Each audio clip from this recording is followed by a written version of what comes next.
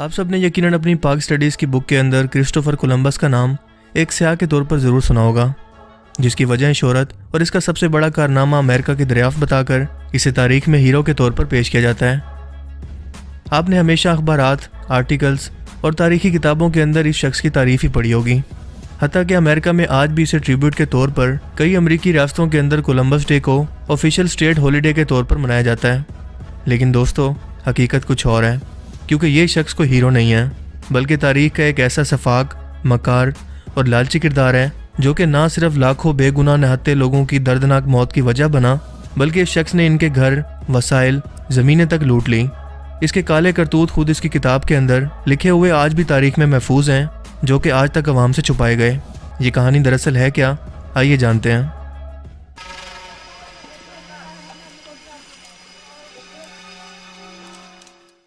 दोस्तों, Christopher Columbus 30 अक्टूबर 1451 में Republic of जिनवा, Italy में पैदा हुआ। ये सल्तनत स्पेन का एक तनख्वाहदार मुलाजिम था, जो कि एक तजर्बाकार सिपाही, मुहिमजो, सेलर या स्याह के तौर पर बहुत मशहूर था।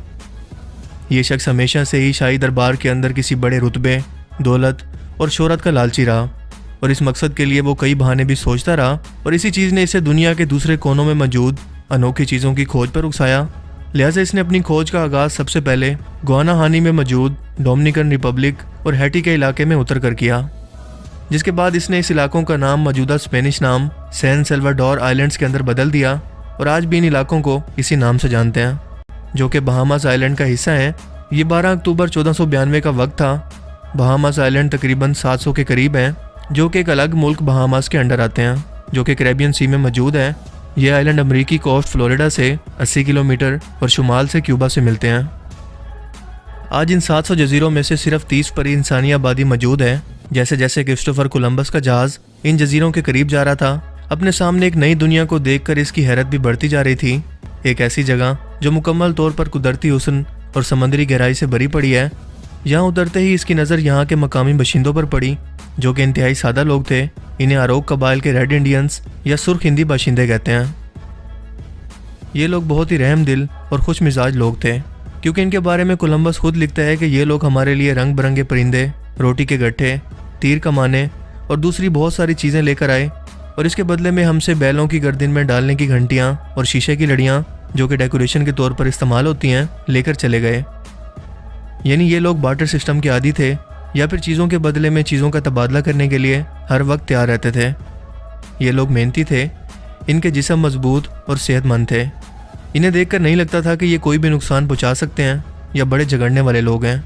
हत्ता कि इनको हथियार चलाने का तरीका भी नहीं आता था, क्योंकि अगर ऐसा होता तो हम नए लोगों को अपने इलाके में आता देखकर वो हथियार लेकर अपनी हिफाजत के लिए हमारी तरफ ज़रूर बढ़ते। इनकी सादगी का ये आलम था कि जब मैंने अपनी तलवार इन लोगों को दिखाई तो कई लोगों ने अपने हाथ इससे ज़ख्मी कर लिए, जिसका मतलब ये है कि यहाँ पर लोहे का इस्तेमाल अभी तक शुरू ही नहीं हुआ था, और अभी तक ये लोग तीर कमान, गन्ने और बांस से बनी चीज़ों का इस्तेमाल करके शिकार कर रहे थे। मेरे दिल में ख्याल आया कि क्यों ना इन लोगों को गुलाम बनाकर इनसे खिदमत करवाई जाए, क्योंकि मेरा अंदाज़ा था कि हम सिर्फ 50 लोग इस पूरी आबादी को गुलाम बना सकते हैं। ये तमाम बातें कोलंबस ने स्पेन की मलका को अपने सफ़रनामे की रिपोर्ट देते हुए लिखी, जो कि आज भी रिकॉर्ड पर मौजूद हैं। इन रेड इंडियंस का पुरअमन और मासूम होना ही इनका सबसे बड़ा गुनाह साबित हुआ, और फिर इसके बाद इन पर जो जुल्म शुरू हुआ वो 5 सदियों तक चलता रहा। कुछ माह यहाँ रहने के बाद कोलंबस स्पेन वापस पहुँचा तो इसका एक रॉयल एडमिरल के तौर पर वालेहाना इस्तकबाल किया गया। ये सोने चांदी के क्यूब, मकई, तरह तरह के परिंदे, तंबाकू और 10 रेड इंडियंस को अपने साथ गुलाम बनाकर लाया था। इस तरह कल तक जो शख्स मलका और बादशाह के सामने हाथ बांधकर खड़ा होता था, आज शाही महल में बैठा तरह तरह के खानों और दावतों का मज़ा उड़ा रहा था। इसे शाही महल में ख़ास अफसर का दर्जा दे दिया गया। यहाँ पहुंचकर इसने मलका को तहरीरी तौर पर एक रिपोर्ट लिख कर दी और कहा कि रेड इंडियंस अपने दिफा के काबिल नहीं हैं। इनके रस्म व रिवाज में ज़ाती मलकियत का कोई तस्वुर ही मौजूद नहीं है। इनसे कुछ भी मांगा या छीना जाए तो वो इनकार नहीं करेंगे। इनके वसाइल किसी की भी मलकियत नहीं है, बल्कि यहाँ मुश्तरका इस्तेमाल और मलकियत का कानून मौजूद है, जिसे सिर्फ इस्तेमाल करने वाले बदलते रहते हैं। यानी मौत के बाद नए इस्तेमाल करने वाले आ जाते हैं, लेकिन ये लोग अपने असासे पर मलकियत का दावा बिल्कुल भी नहीं करते।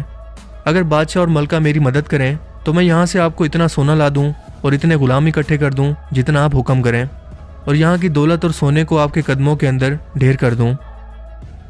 इस खुदगर्ज शख्स की चिकनी चुपड़ी बातों ने असर दिखाया और मलका ने इसकी इजाज़त दे दी और इसके सफ़र के तमाम अखराजात उठाने का भी हुक्म दिया।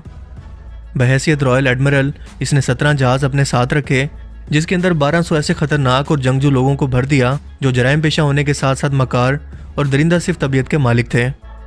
इसके साथ साथ इसके जहाज़ों पर तीरंदाज, घोड़े, माल मवेशी, बकरियां, कुत्ते, सूअर, मुर्गियां, अनाज, बीज, इमारती सामान और असला भी भरा हुआ था, जिससे ये साफ जाहिर था कि ये लोग तिजारत करने नहीं बल्कि कब्जा और लूटमार करके आबादकारी के लिए जा रहे थे। इन जराइम पेशा लोगों को भेजने से एक तरफ तो स्पेन की मलका इज़ाबेला ने इन खतरनाक लोगों से अपने मुल्क को साफ कर लिया, तो दूसरी तरफ इन्हीं लोगों के जरिए रेड इंडियंस के इलाकों पर कब्जा करने का हुक्म भी दे दिया, जिन्होंने उतरते ही वो तबाही मचाई जिसके बाद सिर्फ जले हुए झोंपड़े और रेड इंडियंस की कटी फटी लाशें ही चारों तरफ नजर आईं। फिर ये सिलसिला यूं शुरू हुआ कि सदियों तक चलता रहा और जुल्म और सितम की दास्तानें रकम होती चली गईं।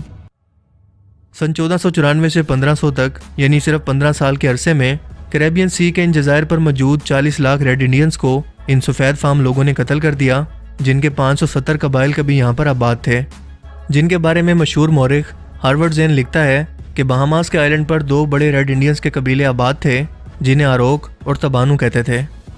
इनके लोग देखते ही देखते नापैद होना शुरू हो गए। बचे कुचे लोगों को गुलाम बनाकर स्पेन ले जाया गया या फिर रास्ते में ही मार दिया गया, यानी कि इनसे जानवरों जैसा सलूक किया गया। यहाँ आबादकारी के दौरान ही 1 लाख रेड इंडियंस को मार दिया गया। कोलंबस के लोग सिर्फ तलवारें लहराते, इनके घरों पर हमला करके इन्हें जला देते, इनकी औरतों की इज्जतें लूटते, बच्चे बूढ़ों को मार देते, नौजवानों को जंजीरें पहनाकर अपने साथ ले जाते और जो शख्स मजामत करता इसे मौके पर मार देते। स्पेन के ये लोग चौंका असले और जंगो जदल के माहिर थे, जबकि रेड इंडियंस निहत्ते ही कत्ल होते गए। इन्हें समझ ही नहीं आ रहा था कि इस नए हथियार से या इन नई चीज़ों से खुद को कैसे बचाएं, क्योंकि इन लोगों के साथ ऐसा पहले कभी नहीं हुआ था। इसीलिए इन लोगों ने इससे पहले अपने दिफा के बारे में कभी सोचा ही नहीं था कि इन लोगों का वास्ता इन जिलात सिर्फ लोगों से भी पड़ सकता है। इन्हें तलवारें, भाले और असला बनाना नहीं आता था और ना ही इन लोगों की ज़बान आती थी, तो वो करते तो क्या करते, कहते तो किससे क्या कहते।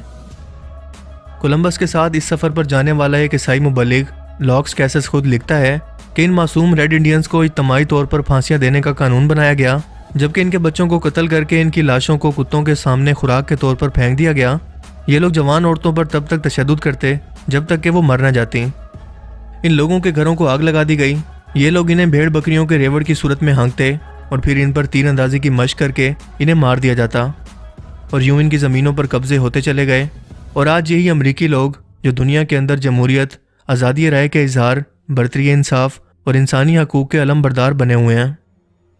मुट्ठी भर रेड इंडियंस जो किसी तरह से बच गए और काले अफ्रीकी लोगों को 1965 तक अपने बुनियादी इंसानी हकूक़ से भी अमेरिका के अंदर महरूम रखा गया।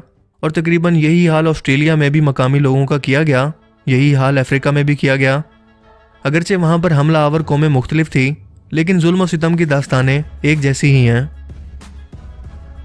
दुनिया भर के अंदर इंसानी हकूक़ की अलमबरदार बनी हुई ये वही कौम है जिसने जंग अजीम के दौरान जापान के शहर हिरोशिमा और नागासाकी पर न्यूक्लियर बम गिराकर लाखों बेगुनाह इंसानों के परखचे उड़ा दिए। और इंसानियत की तस्लील की इससे बड़ी मिसाल पूरी दुनिया में कहीं नहीं मिलती। अफ्रीकन लोगों के साथ जो कुछ किया गया वो भी किसी से ढका छुपा नहीं है। जिस कत्लो गारत की शुरुआत की वजह क्रिस्टोफर कोलंबस जैसा शख्स बना, इसकी याद के अंदर 500 मुजस्मे, 140 से ज़ायद नावल, 500 से ज़ायद सदाइशी सिलें पूरे लैटिन अमेरिका, यूरोप, शुमाली अमेरिका, स्पेन, इटली और कैरेबियन सी के जजीरों पर मौजूद हैं। हत्ता कि मलका इज़ाबेला, जिसके हाथ लाखों मासूम मुसलमानों के खून से रंगे हुए हैं, इसके मुजस्मे भी कोलंबस के साथ पूरे बरे-आज़म अमेरिका में मौजूद हैं। आज जिन लोगों को सिर्फ मुसलमान ही दहशतगर्द नज़र आते हैं, क्या वो लोग तारीख पढ़ना नहीं जानते या फिर क्या वो सच बोलने से घबराते हैं? इन लोगों के जुल्म और बर्बरियत का वो लोग किस तरह से दिफा करेंगे जिन्होंने पूरे बरे-आज़म अमेरिका पर काबिज होकर वहाँ की 7.5 करोड़ रेड इंडियंस की आबादी की नस्ल को ही बिल्कुल मिटा दिया? क्या ये लोग इंसान नहीं थे? इनका कसूर क्या था? इन लोगों को तो ये भी नहीं बताया गया। याद रखिए कि जुल्म को जुल्म ना मानने वाला भी जुल्म का साथ देने वाला ही होता है।